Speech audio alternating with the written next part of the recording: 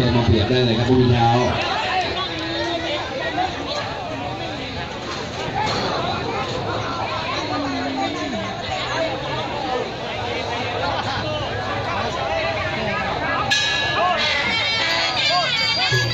ยกที่3คู่สุดท้าย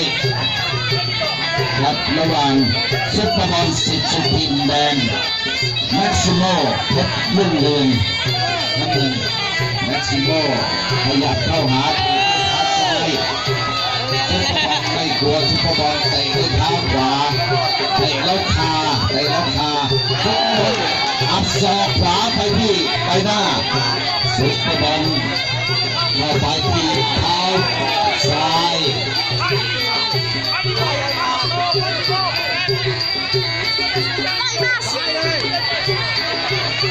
ซุปเปอร์บอลคอยจ้องนะครับ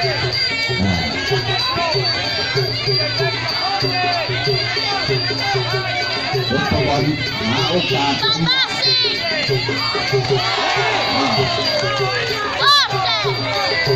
ซุปเปอร์บอลถีบด้วยเท้าขวา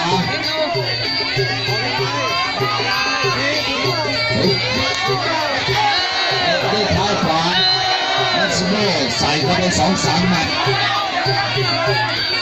ซุปเปอร์บอลเตะด้วยเท้าซ้าย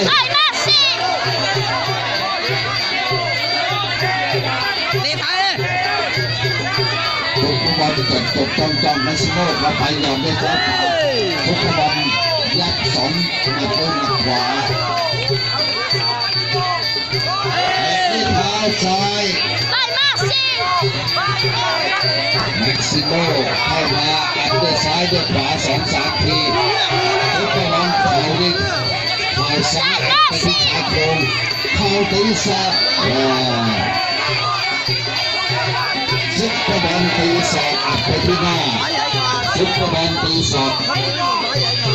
รู้สึกหลบกล้ามแล้ว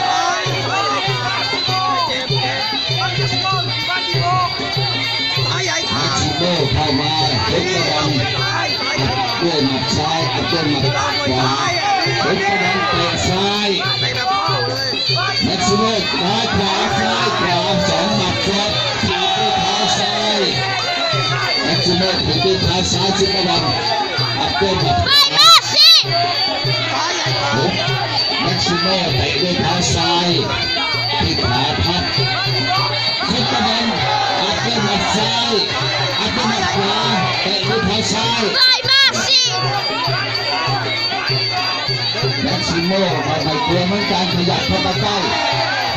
ยัดด้วยซ้ายเตะด้วยขวาซุปเปอร์บอลขยับเข้ามาเตะด้วยเท้าซ้ายยืดไป